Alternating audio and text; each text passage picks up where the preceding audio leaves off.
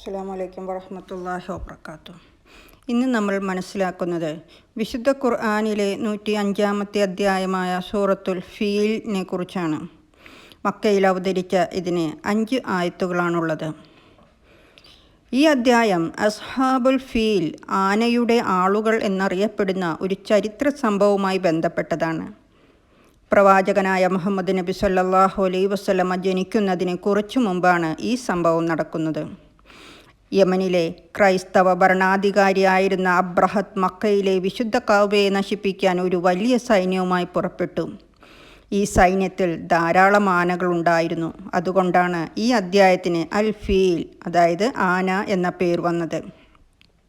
അബ്രഹത്തും സൈന്യവും കഅബയുടെ അടുത്തേക്ക് എത്തിയപ്പോൾ അള്ളാഹു ഒരു കൂട്ടം പക്ഷികളെ അയച്ചു. ഈ പക്ഷികൾ അവരുടെ കൊക്കിലും കാലുകളിലും ചെറിയ കല്ലുകൾ വഹിച്ചിരുന്നു. അവ ഈ കല്ലുകൾ സൈന്യത്തിന് നേരെ താഴെയിട്ടു. അത് കാരണം അബ്രഹത്തിൻ്റെ സൈന്യം നശിച്ചു പോകുകയും അവരുടെ ശ്രമം പരാജയപ്പെടുകയും ചെയ്തു.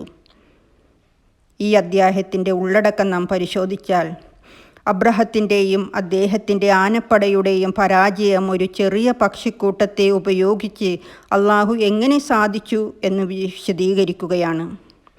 ആനപ്പടയെ അള്ളാഹു എങ്ങനെ കൈകാര്യം ചെയ്തു എന്ന ചോദ്യത്തോടെയാണ് അദ്ധ്യായം ആരംഭിക്കുന്നത്.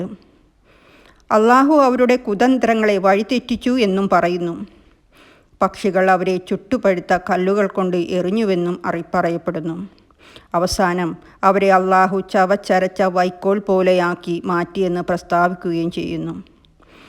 ഈ സൂറത്തിലൂടെ നമുക്ക് നൽകുന്ന സന്ദേശം അള്ളാഹുവിൻ്റെ കഴിവാണ്.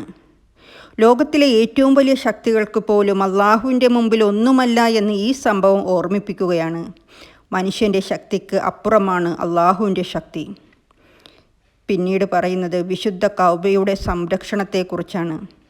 മക്കയിലെ വിശുദ്ധ കഅബയെ സംരക്ഷിക്കുവാനുള്ള അള്ളാഹുവിൻ്റെ തീരുമാനം ഇത് വ്യക്തമാക്കുന്നു.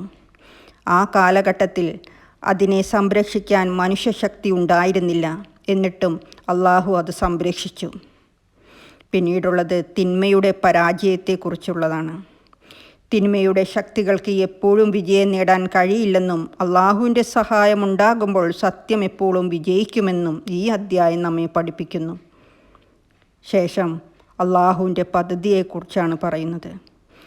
നമ്മൾ ദുർബലരായിരിക്കുമ്പോൾ പോലും അള്ളാഹുവിന് നമ്മെയും അവൻ്റെ ഭവനത്തെയും സംരക്ഷിക്കാൻ കഴിയും. അള്ളാഹുവിൻ്റെ പദ്ധതികൾ മനുഷ്യൻ്റെ കുതന്ത്രത്തെക്കാളും വലുതാണ്. അള്ളാഹു അനുഗ്രഹിക്കട്ടെ. അസ്സലാമു അലൈക്കും വറഹ്മത്തുള്ളാഹി വബറകാതുഹു.